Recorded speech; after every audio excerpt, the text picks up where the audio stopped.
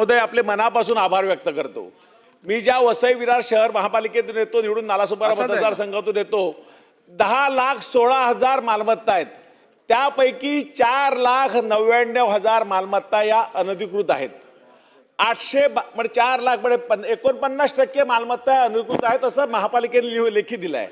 त्याचबरोबर 872 जे प्लॅनिंगमध्ये जे आरक्षित भूखंड आहेत त्यापैकी 329 आरक्षित भूखंडावरती अनधिकृत बांधकाम झालेलं आहे आणि जे 56 फक्त 56 भूखंड महापालिकेच्या ताब्यात आहेत त्यापैकीही 24 भूखंडावरती अनधिकृत बांधकाम झालेलं आहे।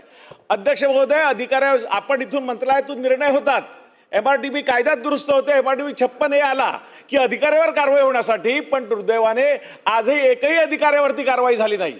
अध्यक्ष महोदय, ह्याचबरोबर मी सांगू इच्छितो की या नालासोपारा शहरातील 41 बिल्डिंग तोडण्यात आल्या माननीय सुप्रीम कोर्टाच्या आदेशाप्रमाणे, पण तिथे राहणारे जे लोक होते त्यांनाच त्रास झाला। जो जागा मालक होता त्यांनी पैसे घेतले, बिल्डरनी पैसे घेतले, अधिकाऱ्यांनी पैसे घेतले, अधिकाऱ्याचं उखळ पांढरं झालं। पण दुर्दैवाने ह्या अधिकाऱ्यावरती कारवाई होत नसल्यामुळे ह्या 41 बिल्डिंगचे 2,500 लोक आज रस्त्यावर आले आहेत। असे नजीकच्या काळामध्ये अनेक लोक रस्त्यावर येण्याची शक्यता करतात अध्यक्ष महोदय।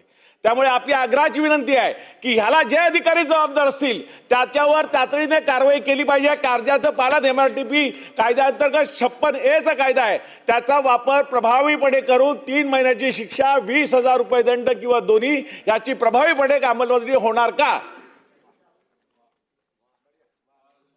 हो अध्यक्ष महोदय, त्याप्रमाणे कठोर कारवाईचे आदेश दिले जातील। चला पुढे जाऊया आता।